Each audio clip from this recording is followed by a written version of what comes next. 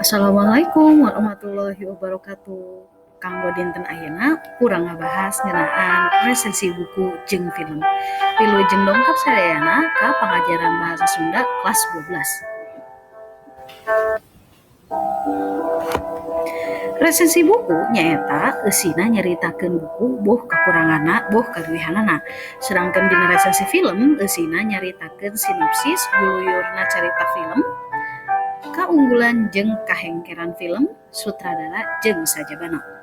Tah, resensi lain ngan saukur ngabahas resensi buku hungkul tapi oge ngabahas resensi film ya.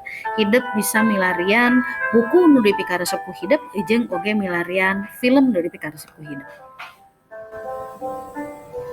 Tujuan resensi buku jeung film. Kahiji, mikawruh kaunggulan jeung kahengkeran buku. 2. Maparin gambaran ka pamaca atawa nu rek lalajo ngeunaan eusi buku atawa eusi film.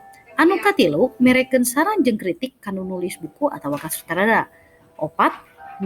Mikawruh ka sang tukang jeung alesan digelarkeunna hiji karya, boh buku atawa film. Nu kalima, nguji kualitas hiji buku atawa film.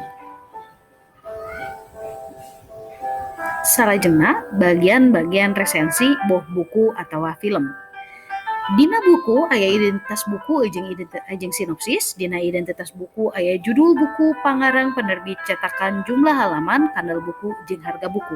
Sedengkeun dina identitas film aya judul film, genre, produksi, produser,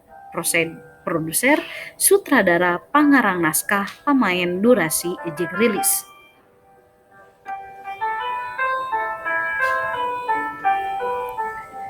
Langkah-langkah nyusun resensi atawa buku. Nu kahiji, milih buku atawa film nu rek diresensi. Alus nama sababaraha kali balikan dibaca atawa ditonton. Anu kadua, baca jeung tonton secara daria. Nu katilu, catetkeun hal-hal anu arek pikatajeun tina buku atawa film anu dibaca atau ditonton. 4. Catetkeun deui naon pandangan hidup naha eta buku atawa film payus atawa henteu pikeun dibaca atau ditonton. Nomor 5, tulis judul resensi hidup. 6. Tulis identitas bukuna. 7. Susun raraga resensi anu arek ditulisna.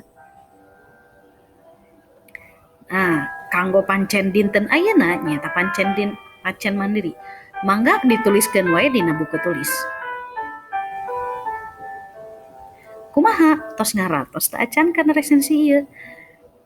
Hatur nuhun ka sadayana anu parantos ngupingkeun ieu video. Mugia naon anu ditepikeun ku ibu kayena tiasa dipikahartos ku hidup.